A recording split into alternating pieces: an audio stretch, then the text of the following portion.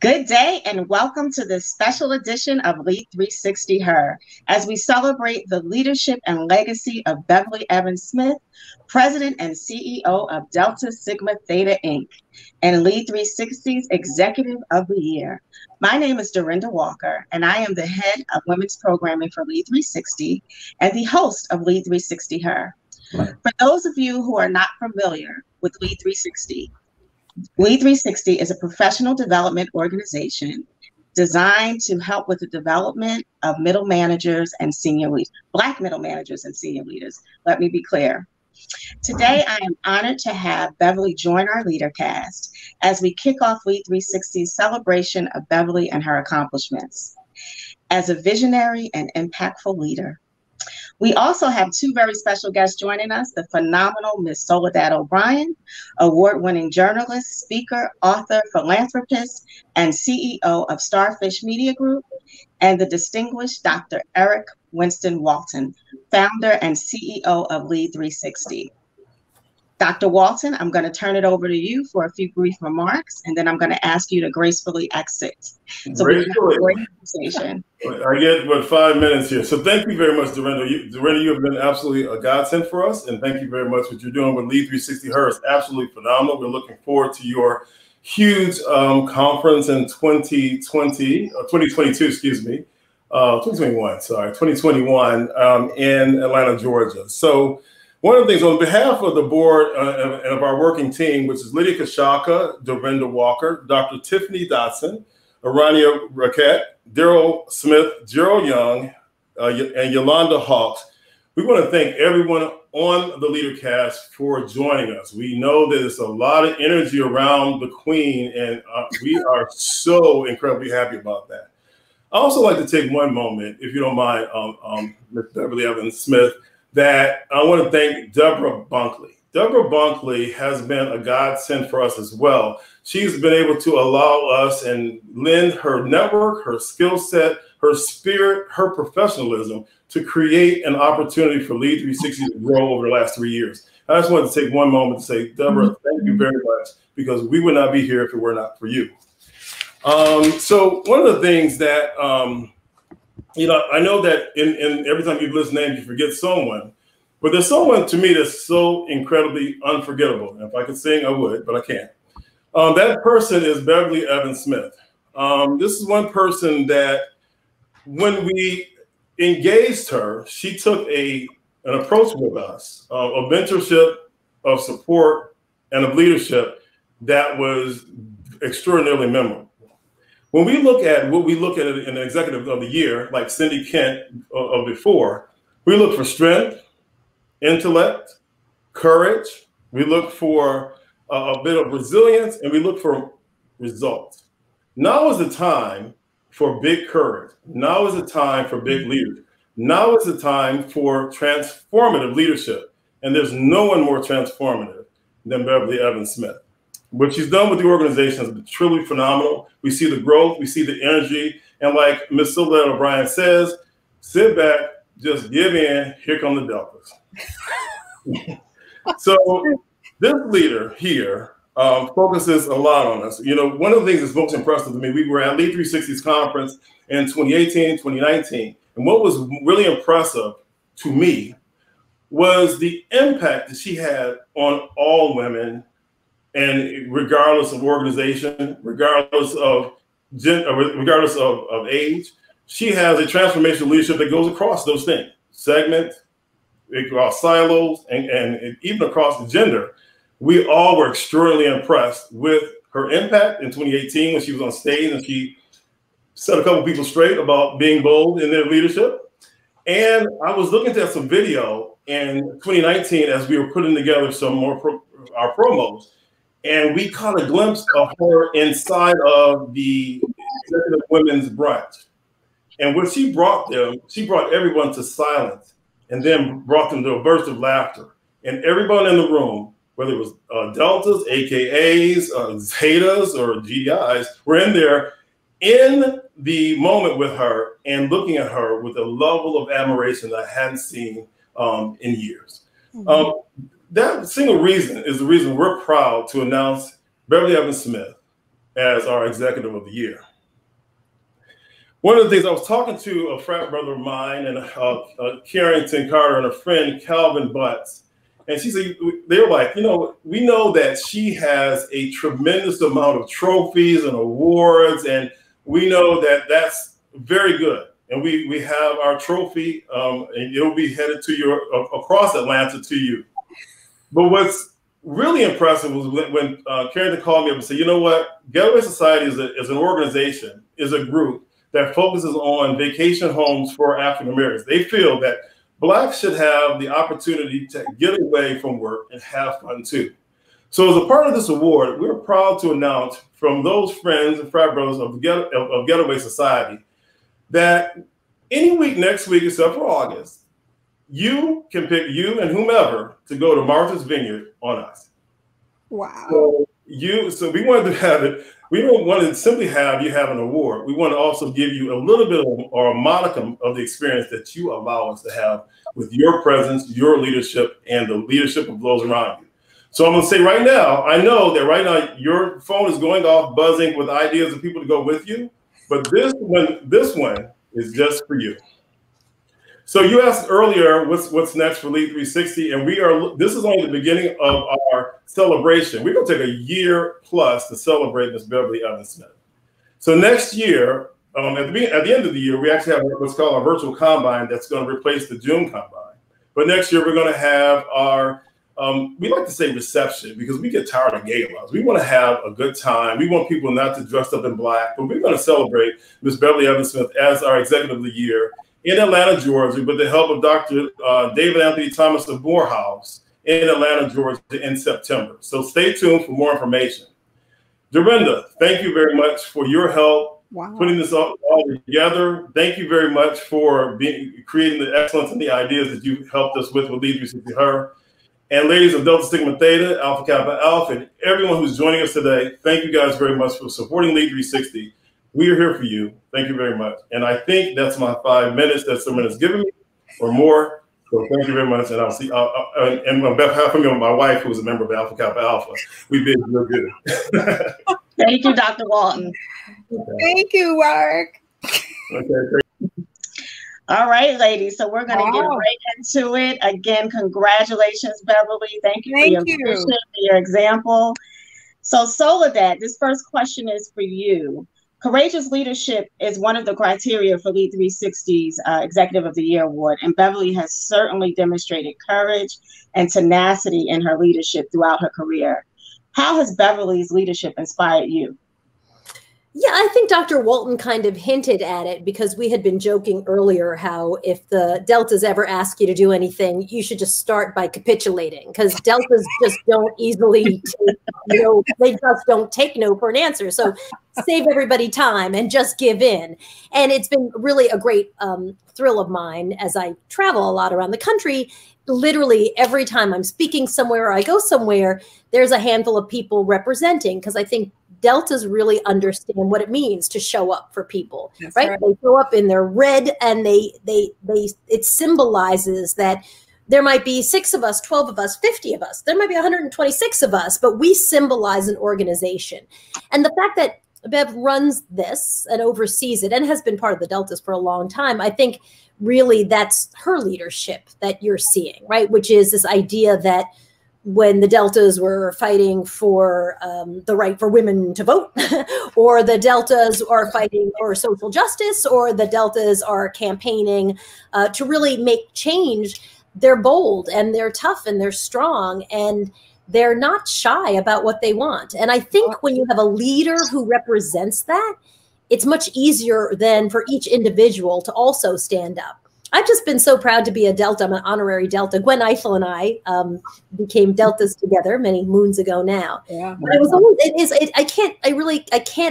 I can't describe accurately what it feels like to see a handful of people, no matter what town I'm in, big, small, right, who are there saying, we have your back, because that's what the Deltas do. And sometimes we have your back is about voting rights, and sometimes about criminal justice, and sometimes it's about social justice. And I think Bev is all of those things. She is that bold leader who then inspires all of us to feel like, wow, this is what it looks like standing up, and sometimes on tricky, uncomfortable, occasionally issues, and saying, I'm here. I'm wearing red and I intend to be counted. I am not going to sit in the corner and hide and be like, yeah, I'm here, but don't anybody notice me. And I think that's really what the deltas for me have always been about. And of course, Bev just embodies that to the nth degree. I love that. Bold leadership. Wow. Awesome. Thank you for sharing. We're going to switch the conversation to Blacks in corporate America, because in our LEAD360 executive think tank efforts, we discovered that our research and supporting literature told the same story. Nothing has really changed over the past 30 years. We found that opportunities for P&L roles are thwarted by bias, lack of sponsorship, and limited support for advancing executive education when it comes to Black leaders. And this has resulted in only 4 Black CEOs in the Fortune 500.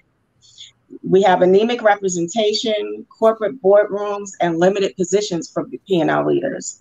And Jesse Tyson, former CEO of the National Black MBA Association, he stated that it is beyond time for those of us with 401ks living behind gates, not bars, to break with the silence. In fact, it is gut check time. We must make a special effort to bring our white friends along with us, and many are waiting for the call. And we know that, if not us, then who, right? Sure. So my question for Beverly is, how do we use the momentum of the Black Lives Matter movement to create what Dr. Walton calls the Black Leaders Matter movement? And what advice would you give to Black professionals to succeed in a corporate space? Wow. Okay. Thanks, Dorinda. But before I even get into that question, I have to thank Eric and LEAD360 for this award. I am honored when he called to tell me. I said, "Are you sure that you want to give that to me?" He said, yes. So I said, okay, but I really am honored by that. I thank you. If I ever get a break and get a chance to take a vacation, you got me. That is definitely what we'll do. I'm happy to help you out with that Martha Vineyard thing. There you go. There you go. Yeah. I've never been. So this will be a good thing. So I'm excited about that. I think the husband will have to be the +1, but that's okay. We spent a few moments together. I know. Every now and then. He forgot to mention, by the way, that Deborah Bunkley, who has been working with you all since forever, I think, is a Delta, member of Delta Sigma Theta. And Deborah Bunkley is a phenomenal person.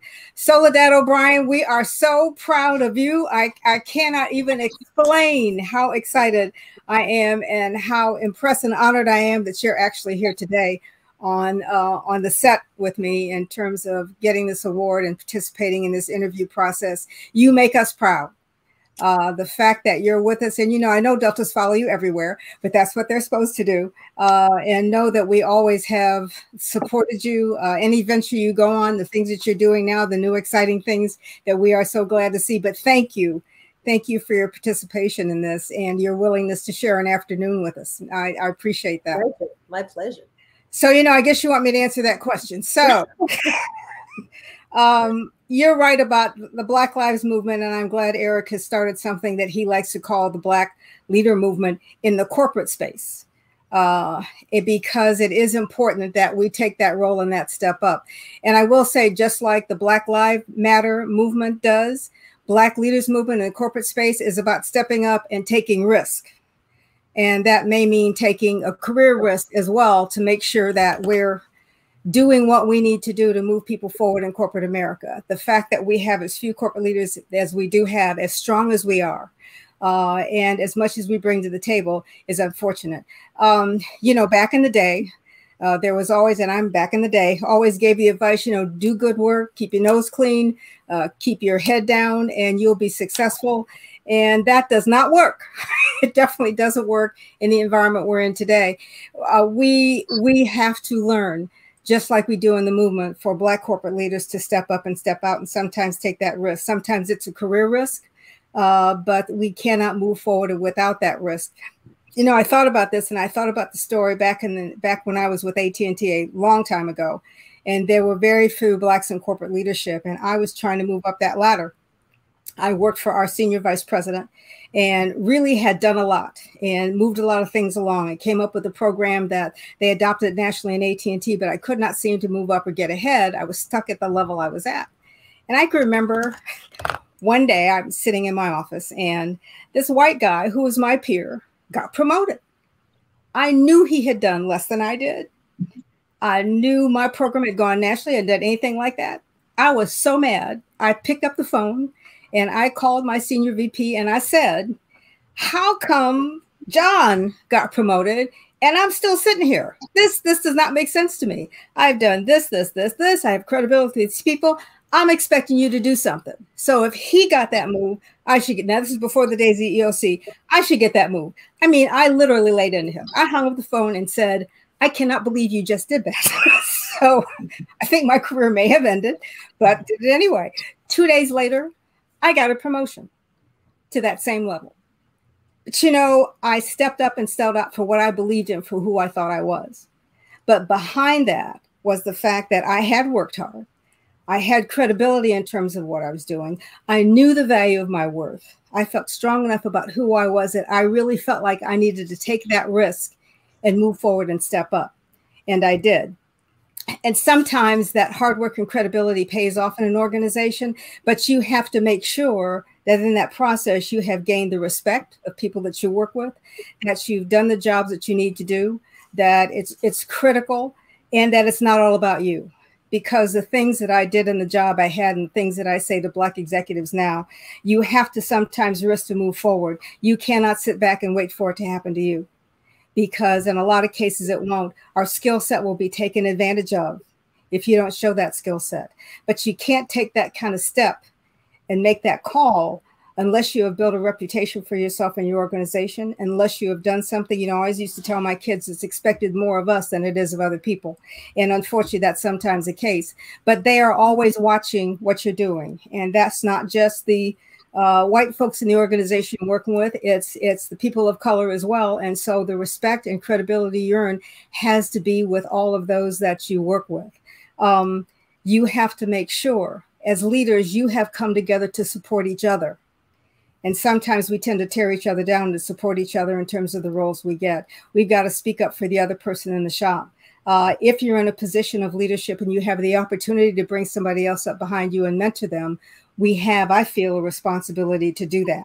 And when we succeed, that's important as well. Now, I will tell you, for corporate leaders that I work with, I give them the talk. Now, you know what we always say the talk is.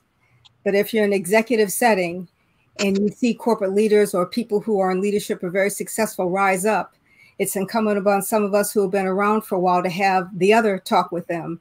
And that is, don't get the big head. It's not about you. You really have to understand that you're here to represent all. Whatever you have are the gifts that God gave you. Do not abuse them in that position. So sometimes when we move up in organizations and we think we're really made it, that just means they're watching even harder. I can remember telling my son-in-law, who's a cardiothoracic surgeon and does heart and lung transplants, you know, and we're very excited and happy for what he did. But I had to talk with him. Just because you bring people back to life doesn't mean that's you that did it. It's God that did it with the skills that he gave you. Just because you move up in a corporate environment doesn't mean you ever did it by yourself. You did it with the people that were with you, with God's gifts that were behind you. And so you cannot forget that in terms of where you are, because the unfortunate thing about our situation is when we get to those spots, there are people who will look to move you down. And so keeping humility about it, making sure you keep your skills fresh, that you stay fresh, but that you make sure people understand in a corporate environment that Black leaders matter and bring so much to the table, and you're part of what they bring to the table. So can we do it? Absolutely, we can do it. Awesome, awesome. Thank you for that inspirational advice and knowledge. You know, what I heard was lift as you climb, know your value, know your worth, and be sure to look out for one another as you're climbing. So thank you. So with that, do you want to chime in? What advice would you give to Black professionals in corporate America? You know, it's hard to add on to what is an excellent and thorough list. It was a really interesting time for me when I realized exactly what Bev points out, right? I was one, and I think a lot of people do this, of the put your head down. If someone asks you to deliver X, you deliver X plus 10. You come in early, you stay late, you volunteer for things. If you've messed up, you go in there and you say, I have screwed this up. How do I fix it? You stay late to fix it. You learn from your mistakes. Don't self-promote too much. Nobody likes that kind of person. And then one day you look around and you realize like, wow, there's a whole other world of getting ahead, right? That has nothing to do with the quality of your work. Like we're going to assume that mostly everybody's doing pretty good work. And to really learn about networking and understanding relationships and understanding where is the power center, who really hires, right? Who really makes decisions? How do you think about opportunities? I mean, and it was just nothing I'd ever learned, partly because in my business, you know, anchors is just kind of not the job description, right? And so I think lots of people of color generally, and maybe frequently I see women don't necessarily sort of think in terms of that. We genuinely believe if I just come in and do my job and I'm good, one day someone's going to swing by my desk and say, I'm giving you a raise, I'm giving you a promotion, a new that office in that corner, that is yours. It just doesn't happen. Like, I mean, it's insane to think it, but I truly did. I thought that's how it happened. And instead it's much more like, what's the movie about the Hunger Games? Like, it's a little bit more like Hunger Games about how you get ahead, right? It's more cutthroat and more, navigation and strategy around how you get ahead. And I think sometimes we're job focused, go out there and do a good job, but not career focused. Here's how you build a career. And some of that is, I mean, my parents weren't in business, right? My dad was a professor, my mom was a teacher. So the idea of just, to be a good worker, it's just not enough. So I think Bev's advice is exactly right. And I would only add to that just the networking, and really not just network, but understanding the network, smart networking, really having access. When I was starting in TV news, the National Association of Black Journalists had a convention every year, but it was quite expensive to go if you had a small job, to go for 3 days or something and stay in a hotel, even if you went with 3 of your friends, like it was a lot. And it wasn't until I started going to give talks and when I could actually pay for myself to go that people were flying me out to go. I didn't have to pay for myself. And so my colleague and I, my producer Kim and I used to send young Black students or really new professionals out to go, because we realized that that's where you learn the secret handshake. That's where you learn kind of the business of the business. And so the only advice that I would add on is this idea of networking and doing it strategically so you understand how systems work. One day a girlfriend of mine said, when I was at CNN, I was doing the documentary, I was in the documentary unit. We'd been quite successful. And she said, yeah, but CNN does live TV. She's like, no matter how successful you are in this school, what CNN does is live breaking news. That's what CNN is known for. And you need to understand, like, if you want to be successful here, that's the thing. They make widgets, and those are the widgets. Like, you're doing a great job in this field over here, but really what they focus on is widgets. And I think that was very helpful to me. So I'd say really being strategic and networking and understanding the business outside of just, I do a good job. Right. Yeah. That making sure that the right people and the correct connections is critically important. That senior VP that I worked with could do more for me than my job itself could ever do. He could pull that string to make sure that promotion happened very quickly. And that relationship issue is so critical at all levels, because even at levels that appear to be lower levels in the organizations have their eyes and ears open. And some executives get advice from them. How did so-and-so work with you? How did Bev do when she did that project with you? They get that feedback from places you don't even think about. Let me tell you a funny story. So many years ago, years and years ago, I was in college. And I had torn my ACL, so I was in a full leg cast. So my dad, taking pity on me, hired me to be his assistant for the summer. So my job was to take candidates for his new receptionist and walk them in and out. I'd go pick them up. I was allowed to walk around. I would walk them in and walk them out. And the number of times that people would complain about the guy who had just interviewed them. It was my dad. And I remember thinking, and of course, as soon as he would say, so what did they say? How were they? And you're right. I mean, I was literally the summer intern getting paid. I'm not even sure I was getting paid money. But, if I said, wow, they're unpleasant, or gosh, they just badmouthed everybody, or daddy, they said the worst things about you. I really learned the lesson of, everybody's listening and everybody wants to understand how you treat everyone. They do. So yeah, that's very good advice. They do. I love that. I love that because I think it's a given that, you know, when we're Black leaders in corporate America, that we have to work twice as hard. That's just a given. But no one tells us the unwritten rules. So I'm glad you talked about that. And Bev, you hit on something earlier I think is really important as a woman of faith. For me, I know it was. When I was asking God, why am I not getting promoted? You know, why isn't this happening for me? I decided to shift my focus on my passion and just really focus on making a difference. Yes. And that's when God showed me that, you know, I was worthy of what I was asking for, and all of the, you know, the promotions came, the bigger salary came, and all of that. Right. So thank you for sharing that, because I think that's really important. I want to shift the conversation to entrepreneurship, because, you know, you and your husband are very successful entrepreneurs. And what's been your biggest learning as a business owner, and what advice would you give to Black professionals who want to take the leap into entrepreneurship? I've got to take out my notebook and start taking notes on this. Go ahead, Bev. Go ahead. Well, now I'm on the spot. Well, you know, this business is, I hadn't even thought about it till the other day. This is our 30th year in business. So we've been doing this for a long time, and we've been married 50 years this year. So we've been working at this together, which is we survived that. So that's a good thing. You know, a lot of businesses fail in the first 2 to 5 years, but I think the very first thing I'd say is don't give up too soon. You may have to pivot and make some changes, but if you're passionate and that's what you really want to do, and Stefan, that's my husband, I mean, he was all about making sure he actually had the business. So I think you have to be careful. When you get started, have a backfall. Don't try to start a business and you don't have any money in your pocket. That's not a wise thing. If things go bad, you got to live. And I will tell you, during the time we've had that business, and I didn't join the company until 96. He started it in 90. But for a while there, when the economy was bad, we had to make a decision. And we said, you know, one of us has actually got to get a real live job. He didn't want to do that. He wanted to keep the business going, and he should have. But I did. So I went ahead and found a job where I could do the business on the part-time, because we had to keep going. Insurance alone, healthcare insurance, will carry you off. So if you have to take a sidetrack or take a side road, or you're in partnership with somebody and somebody has a shift in terms of how you do that, but make sure you have some stability so you actually can focus on the business.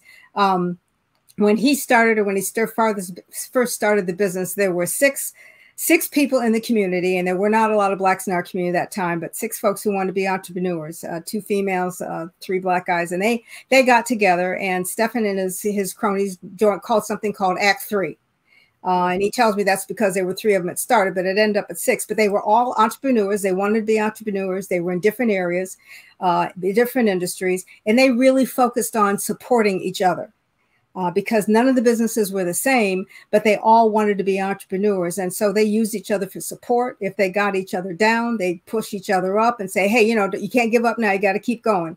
They give each other advice on how to do it. So I think having that core group of support there to help you, and if you are able to get people who are in different industries but trying to also start businesses, then they are there to support you and to keep you going. The power of a network is important. We tried to make sure that we had a good, strong network. We built a lot of our business based on the quality of the product we had. One company in business would recommend us to another.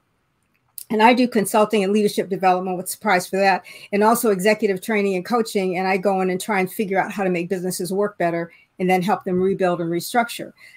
And all of my business after the first few really did come from network and recommendations from other businesses. My first major client was a Delta. I will say that. My largest, greatest client when we started out was a Delta. Stefan was in temporary and permanent placement agency, and started with some people who would hire him and then come on. And because he had good employees that started, would work with him there. And that leads me, I think, to the most critical piece of starting a business. Your business will evolve. As I mentioned, we started as a temporary and permanent placement agency. And if we were in that business right now, you know, we'd be out of business, because that's not the place. But as we grew it, and we saw that the consulting piece of it might be stronger for us, so we shifted from that, because what we were doing on the side was advising people and doing counseling for HR counseling, and I was doing leadership development. But we shifted the focus of business a little bit different. We realized if we shifted that focus, he didn't have to pay rent and have an office somewhere at a high expensive rate. So we were able to move at home. So we made a financial shift. So we started doing more HR work. And then I started doing more consulting work. We really try to flow with the times. So making sure your business is relevant to the needs of the community and the market that you want to be in is really critical. And if that market shifts, you got to focus on what your basic core skills are and try to shift those basic core skills to the next need that the work community you're in or the world that you work in might have. And that's really important because it's not going to stay the same. You know, watch for a financial crisis that you might see coming. You know, move your product or change what you're doing. If you have to get something temporary on the side to keep the business going, don't be afraid to do that. You're going to work 24/7 if you're in business for yourself anyway, okay? There's no such thing as hours because when you take a day, you lose a day's pay. It's not like you're doing otherwise. Figure out how to price yourself right. I actually had a Fortune 500 company I was working for tell me that I was too cheap. Wow. I was not charging enough money for what they got. They should have been ashamed because they didn't offer to give me more, but they tried to give me advice to say, you know, you need to price yourself better because your product is better than a whole lot of advice we give. Your restructure, your appraisal system was much better than we paid 3 times as much for. So the other thing I'd say, and of course I changed my prices shortly after that, make sure that you are pricing yourself right. And, you know, we tend to underestimate and undervalue ourselves. And the skill sets we have aren't always appreciated because we don't take time to look at the marketplace. So I'd say make sure when you start the business that you've got a network to support you. Make sure that you're not starting in a financial deficit and that you can go for a while and make it without that. Make sure that, in fact, if you hit a crisis or hit a bump, rather than quitting, take a look to make sure if your product is still relevant in terms of what you're doing, if the marketplace has changed, and be willing to be flexible enough and strong enough in knowing your skills and your strength that you shift to where the market is rather than giving up. That's critically important. I love that. Great advice. So Soledad, you too have been able to make a successful transition from corporate into entrepreneurship. What additional advice do you have? Yeah, I was taking notes on what Bev was saying because I haven't been doing it for 30 years. We're getting into our 7th year. You know, I really think learning about what you don't know and being okay with that is fine. You know, we have 11 full-time employees and then we scale up and down for projects. And, you know, when I realized, like, I love talking to people and interviewing people, but I tend to hire on potential. And you actually, for lots of jobs, have to hire on what they can do. Yeah. And so I really found like I should not probably be the final word on hiring people. I mean, if someone has to be, I can kind of get to 50%. And so I created a little team of people who do the hiring. And it's not even people who work in the company, right? My husband, who knows nothing about TV news or journalism or even production, just really good at listening to people and saying things like, wow, do you know they really only want to work for another 6 months before they take off to, you know, go on a yacht around the world? I'm like, oh no, I never heard that.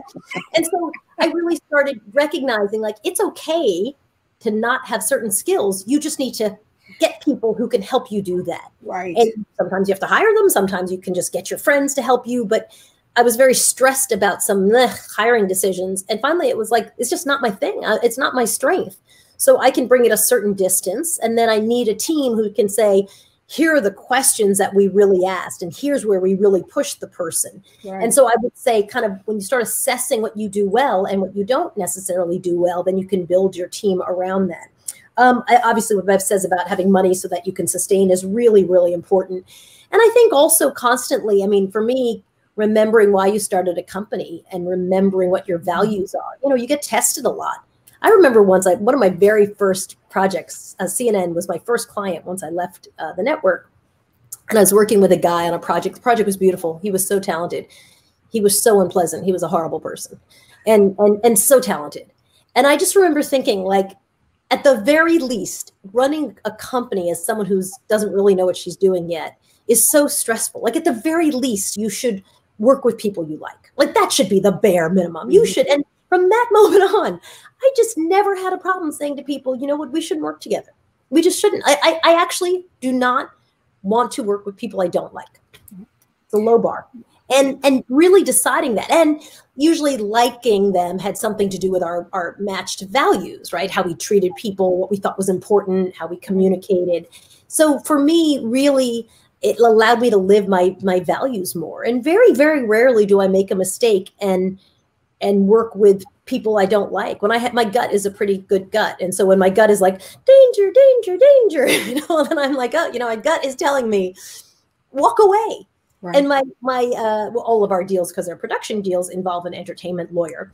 And I remember my lawyer once saying, to the money part, Bev, it's like, doing small deals, it takes just exactly as much time for the lawyers as big deals. Yeah. Right.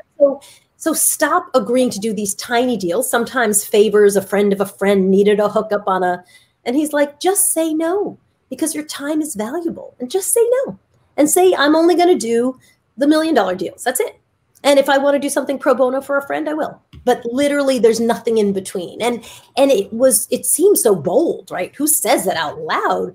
But it really was effective, and it saved me time and it saved me energy. And he was right. You put exactly as much time and effort into, especially if you're a good hard worker, into a deal that's going to pay you $1.99 as you do a deal that's going to be a 7-figure deal. You just do. Yeah. So you really have to, and so understanding that was a huge thing for me.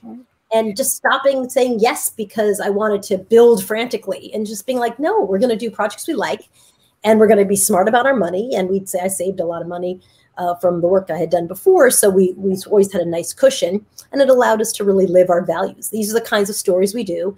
These are the kinds of things we don't do. Here's some stuff we like to do for fun. And I think that was important. And then lastly, I would say entrepreneurs are so cool about giving advice. They're just awesome for the most part.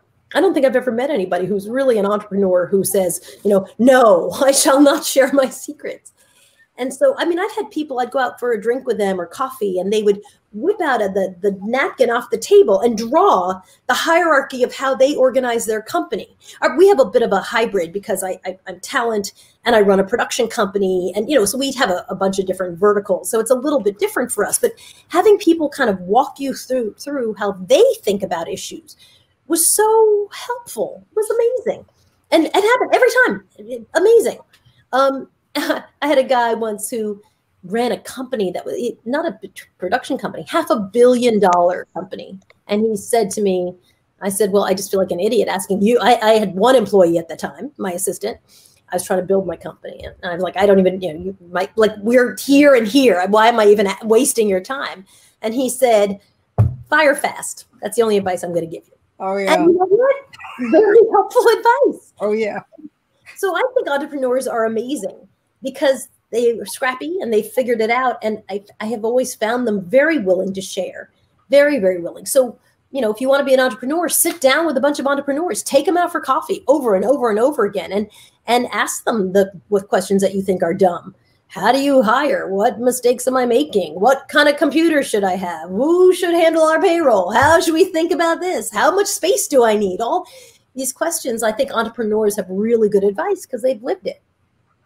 Let me add on to that, though. I have to laugh when you make that last one, because I can remember when my husband was first starting, and he had a particular type of business he wanted to go into, and he wanted to find somebody else who was a minority who'd been in the business. He found another guy like 3 states over. So I called him on the phone and said, I'm looking at doing a similar type thing. Can you give me advice? And so on. This guy said to him, no, I'm the only Black person right now that has that business in this part of the country, and I don't want to share.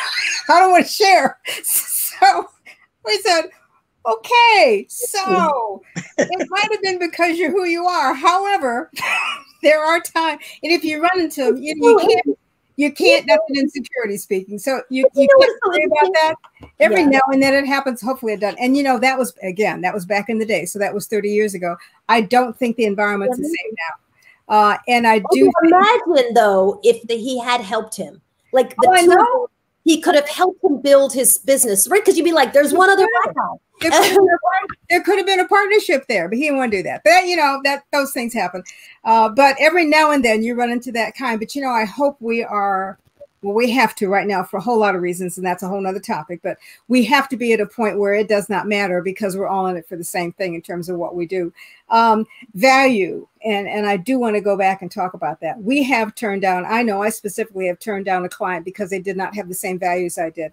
I didn't know it until I started working with them, but when I did and realized their value set was not the same, I honestly didn't believe it was a customer I could work with, and so we turned the business down. We wound up getting a bigger client after that, that this guy had worked with, who switched from him because of the same reason. So you just feel so much more comfortable and you have more fun. You're right with what you're doing when you're working with a client that has the same value set that you have.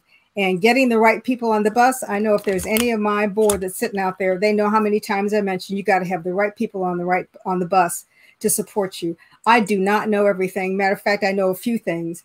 I know other people who know a lot of things. And as we try to build our Delta board and as we try to work in our business, knowing your own weaknesses and being okay with that, but being smart enough to get people who are smarter than you and know more things than you so that you can work together is the best way to make a team and build somebody up at the same time. It just allows you, that's a win-win for me, to try and find people who are so good at what they do and you really need them in your organization and you're smart enough to know to reach out and get them really makes a huge difference. I'm glad you brought that up. I didn't mention that. I think that's critically important, Soledad. So ladies, as a new entrepreneur, I'm a year in. I want to thank you for your sage advice because I do like the freedom and flexibility of entrepreneurship, but also I want to make sure that I have a long-term strategy and plan for success. So this advice was phenomenal. Thank you. I want to shift the conversation to generational. And Beverly, so many people who've met you at our LEAD360 leadership events remark about how your leadership and connectivity transcends organizations and generations. And simply put, you are inspiration to all who have the honor of working with you. How is it that you found a way to motivate across generations while others are stuck in the silos of their respective time slots? You know, I don't know, and I've thought about that. Because, you know, it's almost back to the right people on the right bus. Especially this generation knows so much more than I do and is so exciting. And because you never stop learning from anybody, I think every conversation and every relationship really is a win-win because they're getting as much out of it as I am. I'm getting as much as they are. I hope they're getting a lot out of the conversation. But I like to be open to everybody. I don't want to be stuck with generationally because I'm going to miss something. I don't want to miss anything in terms of whether it's my grandchildren or a young person who's getting started in something. And, you know, it doesn't matter what colors anybody wears. We're all in this together. I just believe in being open. I have no problem sharing myself and what I know. I can't take what I know with me. So I might as well share it and give it away now while I've got the opportunity for the bad experiences I've had, for whatever good experiences I have. I think I have a responsibility to share those and to try and give any kind of wisdom I possibly can. I like to watch children's movies. I watch teen movies. I try to read magazines that I passed generations on a long time ago. I can't keep current. You know, Delta Sigma Theta has people in everybody's age range. And so I try as much as I can to stay relevant with what's going on today. So we're talking the same language. You know, that's multi-generational linguistics, if you will. I mean, I need to be able to talk their language so that they can understand me. And I want them to be able to talk mine. But it means that I have to understand where they're at in their head.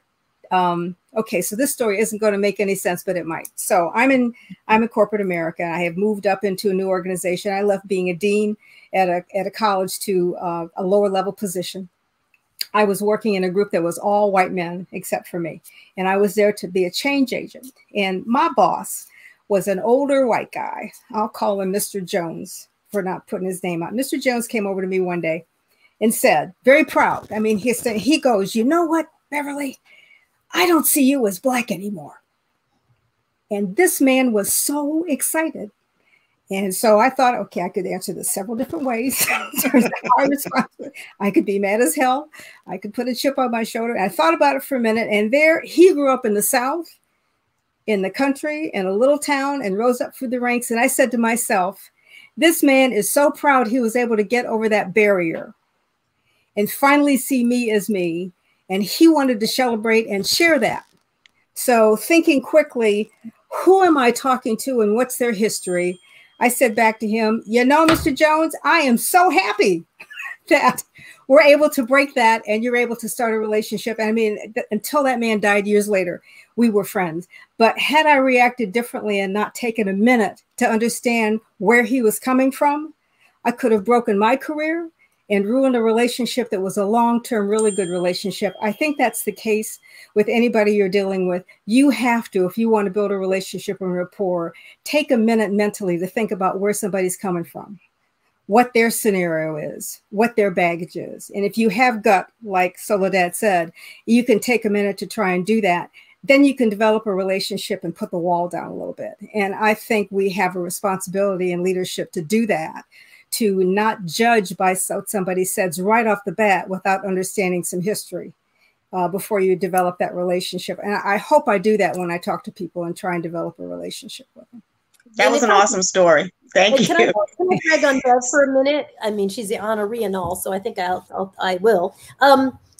You just hear it in her, how she speaks, right? You know, one reason I think you're able to cut through, especially the younger people, is you're very straightforward, and young people just want to, but that's not always the case. You know, that's really not always the case. And you can see in how people use the different formats in social media, you know, how they want to communicate.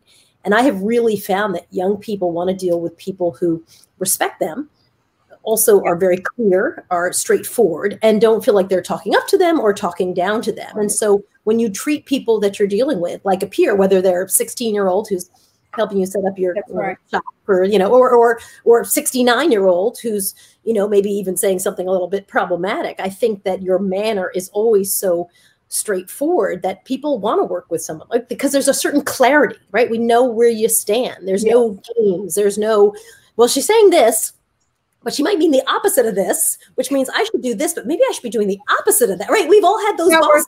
That's like, not working. Literally. No, and I think that that cuts across a lot of generations, and it makes people feel like you respect them, and so they respect you. And sometimes people look for like the magic in why you're able to communicate well and deal well with people over different generations. I think it's just a respect thing. I think it's being able to communicate. I don't care of your age, and I don't care you're Gen X, Gen Z, Boomer, whatever. Doesn't matter. I'm here to get work done, and I'm going to treat you like a thoughtful, important, intelligent human being, and I expect the same, and here we go. And you just, I don't even know if you hear it, but you just ooze that in the best ways, and it's it's just a really lovely way to communicate. Thanks, I appreciate that. That's awesome.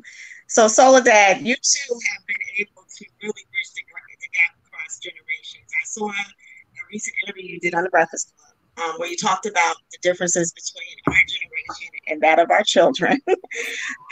But you also have a beat and a pulse on what's happening today in terms of racial, economic, and educational injustice. So what would you say to, you know, younger generations about generational leadership? Just give us your thoughts about, you know, leading across generations, and talk about the work you do with Powerful. Yeah, you know, I think one thing that the younger generation often doesn't have a good grasp on is just the history and the context, right? And I think they're very hungry for understanding how things come together. So, for example, I often will talk about my parents. They're a mixed race couple. My dad was white. He was Australian. My mom was black. She was Afro-Cuban. And they met in church, actually, in the late 1950s.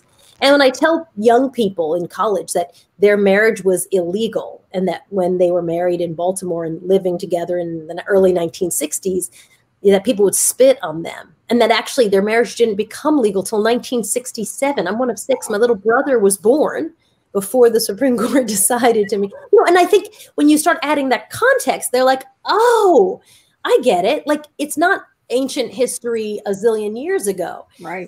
It has some kind of context. We often in the media talk about Black wealth, but we don't connect the dots for people and explain why there's such a disparity. We just talk about the disparity. I grew up in Long Island. Robert Moses built Robert Moses State Park, which is beautiful. And we often cut out of school and went down to the beach, you know, Robert Moses. Well, you know, one of the things that Robert Moses did not want were Black and brown people to come to his beach. So he was going to build the overpasses just too low for city buses to come under them, intentionally, right? And so when you start explaining to young people, I have just found that they really, so they may not know who Robert Moses is, right? I mean, you know, that's old you know, history. But they do understand, they have a very finely honed sense of justice. And they do understand when someone is intentionally trying to leave people out of opportunity. And I think they just have a really strong sense of what's fair and what's not fair. And so I really have felt like leadership is in telling those stories so people can connect the dots themselves and then are able to make decisions about how they want to deal with people and what they think is important to them. But they have to understand where it comes from. Otherwise, you'd think, well, Black people just have no wealth. Well, you know, they didn't pay anybody when there were slaves as a start, and then let's keep going from there. You know, I really fault the media because we've done such a bad job, and we continue to do, even today. You know, sometimes reporting becomes very non-contextual. So I just tried to help my young women at Powerful really understand that they're part of a continuum.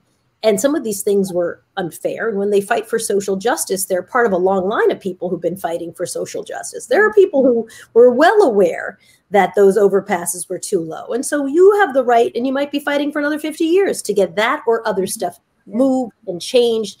And there's the power in you to do that. And I think empowering young people to really understand that they're part of a long thing is really important. Really is. Awesome, awesome, awesome. Thank you, ladies, for sharing that. So, Beverly, you had a chance to speak with all of the leaders of the Pan-Hellenic Council. And from your perspective as president and CEO of Delta Sigma Theta Sorority, the largest African-American women's sorority in the world, how should we maximize the power of these organizations to ensure more tangible gains for Black Americans? Oh, you know, I firmly believe we don't understand our own strength. And, you know, you say that about organizations or individuals not knowing that, but we don't. And, you know, I tell in speeches a lot, I say we have to be more than the colors we wear, the skin tones we bear, and the ethnicities we share. We have to get past those superficial differences that do not matter in the long run in terms of what it is we're trying to do as organizations to come together. We have to stand together. Dorothy Height, and I know some of the audience will know who that is, but she was a president of Delta Sigma Theta, but she was also a strong civil rights advocate. I can remember when I worked in DC and her offices were not too far to mine. We get together on a regular basis and she'd do these little coaching sessions. But one of the things she told me early on, so cool. That's she's incredible. She's just incredible. But she said, you know, Sora Smith, we're like crabs in a barrel. One of us moves up and another just comes along and pulls it back down. I think we're at a time in our history there where we are ready to get past that. The power we have, just if you look at Black women's organizations, it's 5 million. The power we have is about 12 million strong just in those 9 organizations. If we pulled Black organizations together, the difference we could make would be phenomenal, but we do not know the power of our own strength because we let ourselves get in the way of making sure we come together to use that. And if there's any message I have, and my folks know I share that all the time. I know Pan-Hell knows I share it. It is critical that we put those aside and we work together to make sure we make a difference. If we just voted, now we register, but we don't vote. Okay, that, you know, registration without voting doesn't really matter. So if we just took the power of the vote we had, just in Georgia alone, we had 30,000 people registered, but we have a third of all African Americans did not vote. It would have turned an election. But if we got past that and really started to work together, and I think the current crisis we're in with the racial pandemic that we have is a place that we are now. We have an opportune moment to make sure we do not miss the opportunity we have now to come together, put our strength together, forget who's leading it. That is not the important thing. The important thing is that because we're working in a common way, that we bring our organizations together and we work on the vote, we work on the census, we work on making sure there's service in our community, we work on empowering and making sure these young children that we have, my 5 grandchildren, are coming together and have the pride in who they are and work together with that. My poor grandchildren were out in Chicago with their mask on, out there with their Black Lives Matter signs, because it matters that they understand this and that we come together to work on it. So, you know, the message that I give and the way we maximize our power is to get over who we are as individuals and get on with who we are as a group. Awesome. Awesome. Thank you for sharing that. Before I ask our last question, because we're at the top of the hour, I've been looking at the comments. I haven't seen any questions. So if I missed your question, I apologize, but I did see a lot of comments. So thank you for everyone who's out there watching. I do want to just plug this quick reminder to tune in on July 2nd.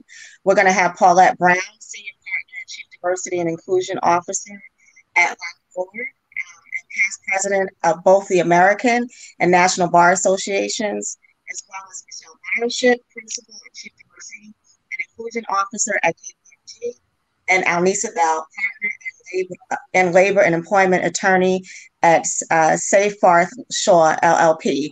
And we're going to have a conversation, which is really significant because Black women represent less than 3% of partners in the legal field, and their advice on leadership in the legal profession. So tune in on July 2nd. It's going to be a great discussion. This last question is for you both. And I know we're at the top of the hour, so we can keep it brief, but what is your favorite quote about life or leadership and why? And we'll start with Soledad. So I have given a lot of commencement addresses in my life, and I would always quote Dante, who said, the hottest places in hell are reserved for those who maintain their neutrality in times of crisis. So then one day someone texted me and said, you know, that's not a real quote from Dante. It's unclear, and no one seems to know if Dante said or not, but I love that quote because I really feel like it is one of those, there is more than just a value in using your voice. You must. And I think especially if you're a person of color in an environment where we are highly, we meaning the United States, is is racist frequently, is having protests in the streets about how a criminal justice and calling for criminal justice reform, where leaders are anti-immigrant, where people are misogynistic, right? I just don't think people get to sit on the sidelines and say, no, I'm good. I'm right in my little boat here. I'm good right here. Yeah. I just think that's not right. So whether Dante said it or not, it is a very good quote. The hottest places in hell are reserved for those who, in times of great moral crisis, maintain their neutrality. Love it. Love it. Thank you. Beverly, close us out. Oh, and you are absolutely right on that one. So as I close it out, I do want to thank LEAD360 again. Dorinda, for you, Soledad, for you being here, and Eric, Dr. Winston, for all that you do with us. And I do have to stop and take a special thank you to Tanya Hawley. Tanya Hawley wrote a beautiful article. I don't know where she got all that information. She found my personal mission statement somewhere online, which worries me that it is somewhere online. But I do have to thank Tanya for what she did in that. So let me say that, and thanks to 360. You know, I have to end with two. My personal favorite quote in terms of me personally is Philippians 3:4-13, which says, I can do all things through Christ who strengthens me, because I think we have to remember that that's where my mom, that was my mom's too. And that one is a really important one to me. And I have to remember that on a regular basis. Actually, I repeat that over and over again some days. The other though, and right now, I have a lot. I keep quotes. I like quotes, but the one I think I've used the most lately is one, I don't even know who said it, but it was, if you don't take care of your body, where will you live? And right now we have a program in the sorority called Delta Care. And the reason we started that's one of the very few initiatives I started is because as Black women, we do not take time to take care of ourselves. And my concern is, especially right now, if we don't do that, then we can't take care of others. And I do believe that Black women from way back when always focused on taking care of others and not taking care of themselves. But because of that, we are riddled with high rates of hypertension, diabetes, all kinds of things. And it causes lots of problems in terms of us being able to be an example for our children. They need that example right now. And this is the pot calling the kettle black. So I will say that I don't do the best with myself because of the hours I keep. But I do think if we don't take care of our body, we will not have a place to live. We will not be able to make the places we live good for other people. And so based on that quote, my real concern and what I would say is that is one for Black women. I think it's important to remember and to understand. I urge you all to make sure that you are taking care of yourselves first so you can take care of others. This is a time of crisis. We are in an economic, a mental and physical and spiritual crises, a racial crises, and we are more important to each other than we ever could be. So please take care of yourselves so that, in fact, you do have a place to live and to take care of others. And thank you for your time and for this chance and opportunity to be together today. Soledad, Beverly, thank you so much. May God continue to bless you, bring you joy, and keep you safe as you continue on this leadership journey. Thank you and have a good night. Thank you. Congrats, Bev. Thanks, Dorinda.